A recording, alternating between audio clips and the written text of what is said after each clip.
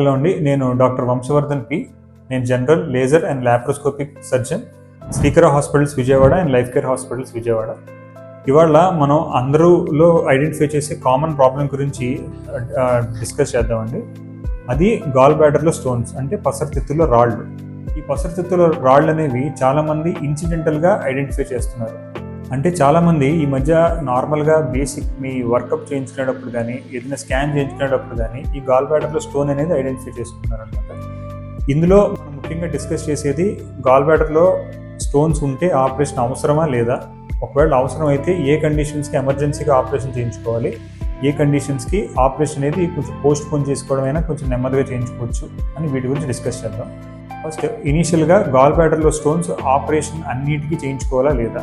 Okay, ఈ స్టోన్స్కి less than 1 centimetre అంటే 10 mm 10 mm కన్నా తక్కువ ఉన్న గాల్ బ్లాడర్ స్టోన్స్ ఒకవేళ ఏ లక్షణాలు లేకపోతే ఆపరేషన్ చేయించుకోవాల్సిన అవసరం లేదండి.